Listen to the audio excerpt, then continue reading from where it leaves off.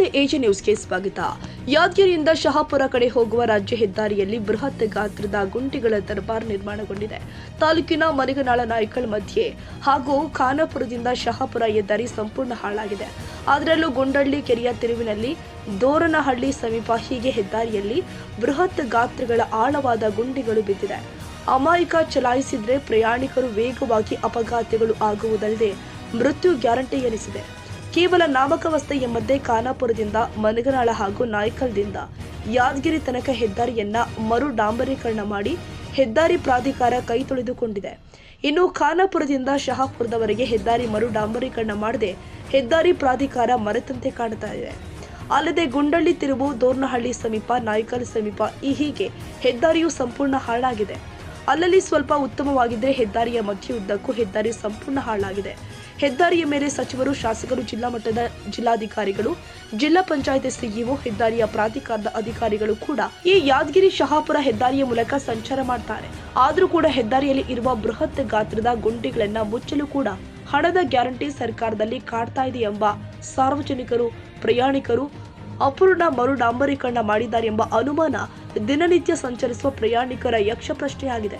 ಅರ್ಧಂಬರ್ಧ ಮರು ಡಾಂಬರೀಕರಣ ಮಾಡಿದರೆ ಹೇಗೆ ಎಂಬ ಪ್ರಶ್ನೆ ಸಾರ್ವಜನಿಕರನ್ನ ಕಾಡ್ತಾ ಇದೆ. ಇದಕ್ಕೆ ಉತ್ತರ ಹೆದ್ದಾರಿ ಪ್ರಾಧಿಕಾರವೇ ನೀಡಬೇಕಾಗಿದೆ.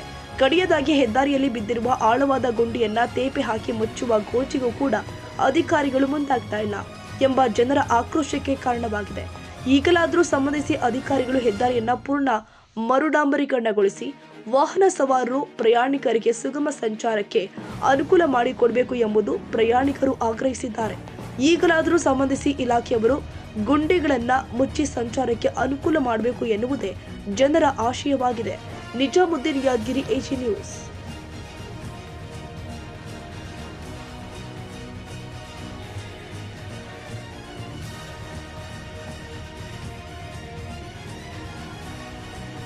ಕನ್ನಡಿಗರ ಮೆಚ್ಚಿನ ನಿಮ್ಮ ಎಜೆ 24/7 ನ್ಯೂಸ್ ಕನ್ನಡ ವಾಹಿನಿ ಇದೀಗ ಟಿವಿಯಲ್ಲಿ ಲಭ್ಯ.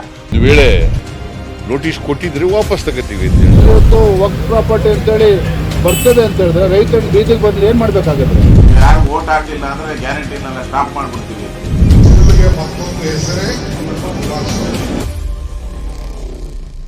ಕರ್ನಾಟಕ ಮತ್ತು ದೇಶ ವಿದೇಶ 360 ಡಿಗ್ರಿ ಸುದ್ದಿ ಹಾಗೂ ಉತ್ತರ ಕರ್ನಾಟಕ, ಬೆಳಗಾವಿ, ಬಾಗಲಕೋಟೆ, ಧಾರವಾಡ, ಹಾವೇರಿ, ಗದಗ, ಬಿಜಾಪುರ ಜಿಲ್ಲೆಯ ಕ್ಷಣ ಕ್ಷಣದ ವಿವರವನ್ನ ಪಡೆಯುವುದಕ್ಕೆ ಎಜೆ 24/7 ನ್ಯೂಸ್ ಕನ್ನಡ ವಾಹಿನಿಯನ್ನ ಲೈಕ್ ಮಾಡಿ, ವಿಡಿಯೋಗಳನ್ನ ಶೇರ್ ಮಾಡಿ, ಕಮೆಂಟ್ ಮಾಡುವ ಮೂಲಕ ನಮ್ಮ ವಾಹಿನಿಗೆ ಸಹಕಾರ ನೀಡಿ ಮತ್ತು ಚಾನೆಲ್ ಅನ್ನ ಸಬ್ಸ್ಕ್ರೈಬ್ ಮಾಡಿ. ಧನ್ಯವಾದಗಳು.